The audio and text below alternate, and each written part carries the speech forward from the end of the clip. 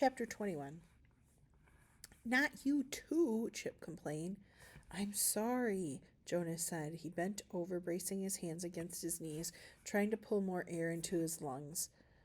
A delayed reaction to all his frantic pedaling and running. As soon as he could, he looked back up at Chip. I'm not sure that's what happened. I'm not sure of anything anymore, but I think that's what happened because it makes the most sense. The most sense? Chip repeated in amazement. That's the best explanation you could come up with? A time warp? You didn't see what I saw, Jonas said. The edges of his vision were a little blurry even now, but this was a normal feeling. Oxygen deprivation. His mind automatically labeled it. He felt the way he did after he'd played an entire soccer game as midfielder, running up and down the field for a solid hour. He'd felt this way after the soccer game this morning. Oh, geez, he thought. I played that soccer game and then I rode my bike like a maniac. No wonder I feel so dead. No wonder I'm seeing things. I mean, not seeing things, seeing someone vanish? Or wait, maybe she wasn't really there in the first place. His thoughts got so tangled that his mind gave up trying to revise his memory of seeing Angela vanish. It had happened, period. Catherine, he gasped, when you said you saw the janitor disappear, I shouldn't have made fun of you. I didn't know. You believe me now? Catherine asked. Why? Comprehension dawned on her face.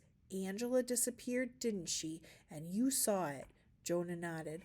I'll show you. He started to stumble over something. It was his own bike, where he dropped it in the middle of the sidewalk. He picked it up, and then it was nice to have the handlebars to lean on as he led Chip and Catherine through the parking lot over to the cluster of pine trees. He dropped his bike again by the curb. She was right here, he said, stepping into the pine needles. I saw her, and then she took one step forward. He took a step, and she was gone.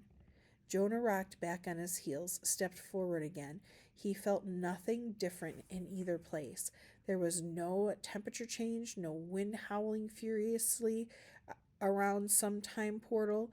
In both spots, before his step and after, he felt just a gentle breeze, the sunshine warm on the back of his neck, the pine needles soft beneath his feet.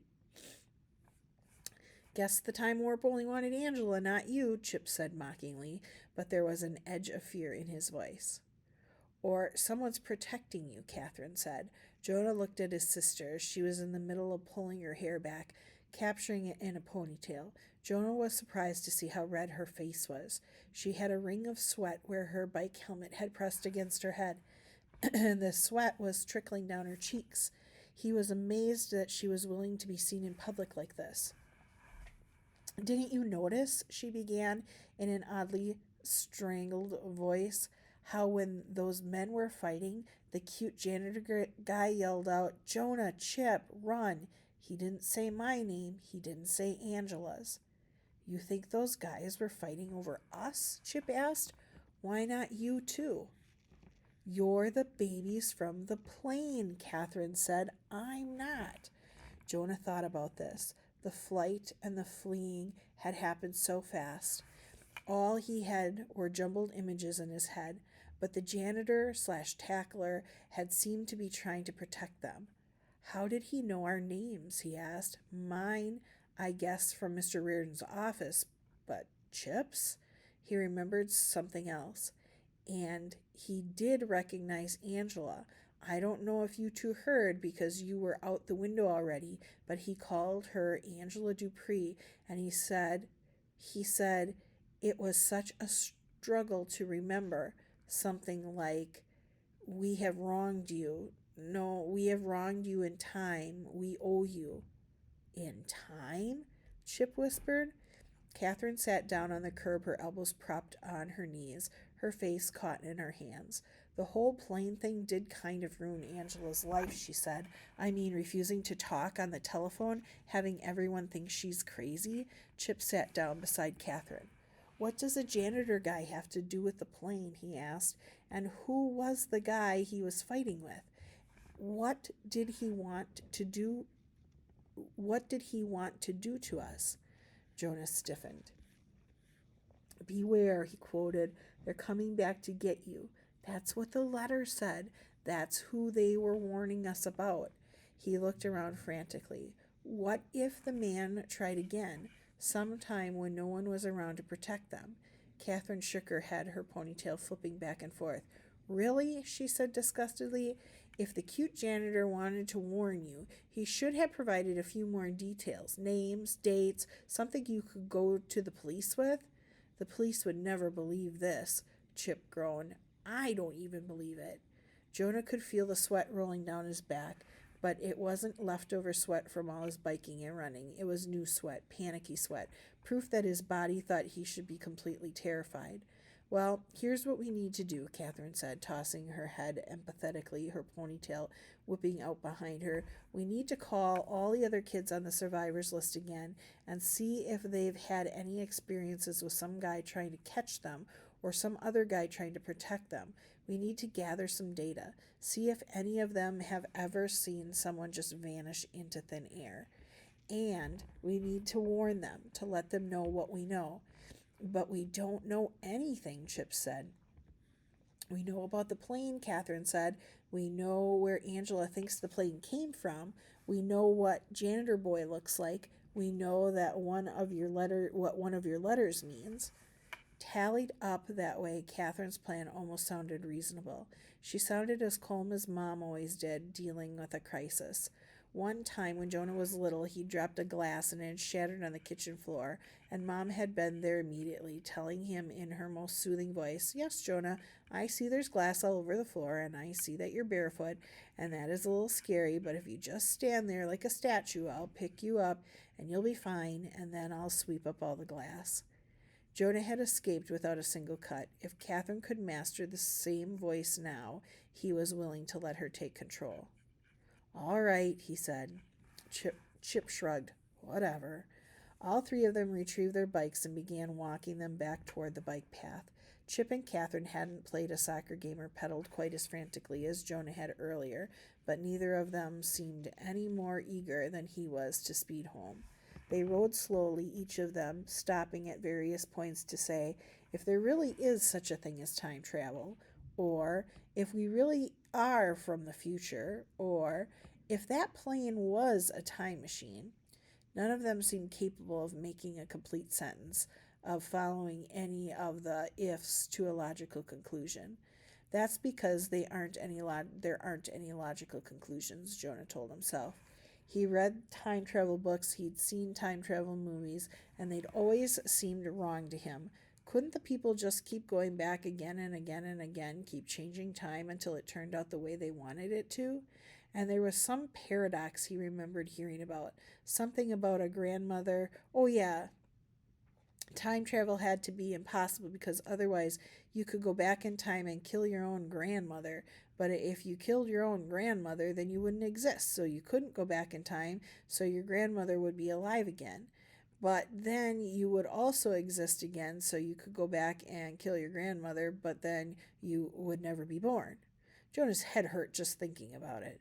They reached Chip's house and actually parked their bikes neatly in the driveway, even though they'd ridden slowly. Jonah was still drenched with sweat. Hey, I'm really rank, he said. Unless you want me stinking up your whole basement, I'd better take a shower before we start calling people. Catherine sniffed. Me too, she said. She didn't have Mom's authoritative voice anymore. She just sounded embarrassed. Okay, Chip said, but hurry back. He sounded like he didn't want to be left alone, but he was too ashamed to say so. Jonah and Catherine took their bikes back to their own garage. You can have the shower in Mom and Dad's bathroom, Catherine said, not quite looking at him. This was a gift on her part, probably a sign that she felt sorry for him, because Mom and Dad's bathroom was bigger and nicer than the one between his and Catherine's rooms. Usually she'd dash into the better bathroom ahead of him, slamming the door shut, jabbing the lock, and shrieking, Ha ha ha, beat you, you snooze, you lose. Thanks, Jonah mumbled. He didn't care about where he took his shower right now. In the shower, he stood under the pounding spray for a long time after he soaped and rinsed off. The hot water felt good, even though Mom and Dad were always nagging about not wasting water and energy. You kids should be concerned about the future, Mom always said, because you're going to have to live there. Oh no, Jonah moaned. Was that what this was about? In so many of the time travel books and movies, he'd seen people come back from the future to warn about global warming or stuff like that. What if he and Jonah and the other kids were supposed to deliver some message about how people needed to make big changes now to save the world in the future? Lots of people are already talking about global warming, he said aloud, even though he wasn't sure whom he was talking to. Nobody's going to listen to me. Also, if this was an environmental thing, what were the two sides fighting over? Did the janitor just want him to stay here to deliver his message? Did the other guy want the world to end? Jonah wasn't enjoying his shower anymore. He shut the water off, stepped out, and pulled a towel from the rack. Distantly, he heard the phone ringing. Then it stopped ringing. Dad must have gotten up from watching the Ohio State game to answer it. Jonah knew Catherine would still be in the shower because she always took forever. Then she always had to spend another eternity drying her hair. She'd be doing well to make it back to Chip's house before midnight. Jonah, it was Dad shouting at the stairs. Chip's on the phone. He says it's urgent. Can you get the phone up there? Sure, Jonah said. He wrapped the towel around his waist and went for the phone in his parents' room. Got it, Dad, Jonah yelled. He heard the click that meant Dad had hung up downstairs. Hello? They're gone, Chip said, his voice cracking. What's gone? The lists on my computer, the survivors list, the witness list, the files where Catherine and I were keeping the checklists about who said what. It all disappeared. But the rest of the computer is fine? How could that be? Chip's voice arced toward hysteria. Calm down, Jonah said. Maybe you just deleted something by mistake. Did you check the delete file? Not there. Didn't you have everything backed up? Silence. Evidently, Chip didn't. But you made printouts, Jonah reminded him. I left them at the library, Chip groaned. I didn't get them back from Angela before we climbed out the window. Did you pick them up? Did Catherine? Jonah thought about this. He could remember the papers lying on the table in front of Angela right before the first man slammed against the door. What had happened to the lists after that? When he'd run around the table to get to the window, had the breeze lifted the pages slightly into the air?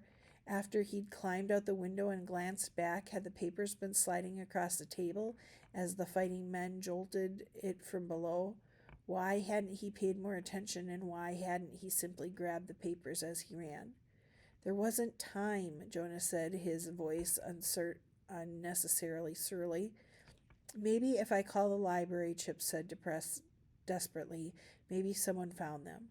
Don't bother, Jonah said. They weren't there when I went back. He was sure of that detail. Do you think Angela took them? Chip asked. Jonah shrugged, forgetting that Chip couldn't see him. What good does that do us? Jonah said. He didn't want to speculate about where Angela might have gone with the papers. A new thought occurred to him. Doesn't Catherine still have all the pictures stored on her cell phone? She deleted them after we downloaded everything, Chip moaned. She said they took up too much space, and she was worried that your parents might see them because sometimes your mom borrows that phone. This was true. Mom had been having trouble with her own phone battery. Some of Chip's despair was beginning to infect Jonah. Then we don't have anything left from those lists at all? Jonah asked, his own voice edging toward panic. Nothing. I still have Daniela McCarthy's phone number on my cell, Chip offered, but no one else's? I used our home phone for everyone else. Chip said, Catherine told me I was being mean, trying to rack up all those minutes on my cell. And you actually listened to her? Jonah wanted to scream. Instead, he squeezed his eyes shut. Stay calm, he ordered himself. Your parents, he began slowly, if they don't want to talk about you being adopted, do you think they might have deleted those files? Do you think if maybe you go to ask them? My parents never look at my computer, Chip said bitterly. They don't care. The only people who knew about those files were you and Catherine and me, and I didn't tell anyone. Did you? Did Catherine? No, Jonah said automatically, but he still had his eyes squeezed shut, and it was as if he had his memory displayed on the backs of his eyelids. He could see his own hand sweeping across a page, writing out all the information is on Chip's computer in the basement at his house.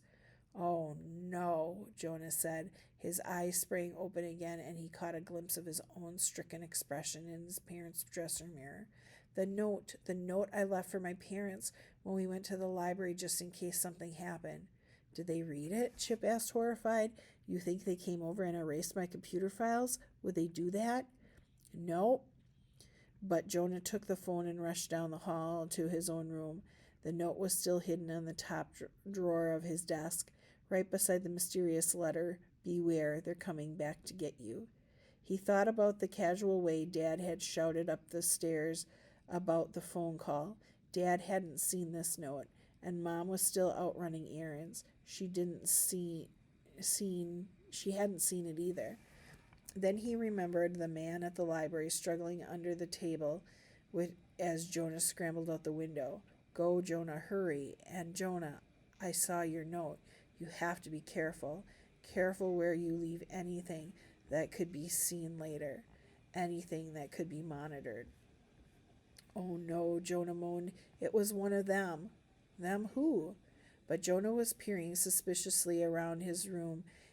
It looked like usual.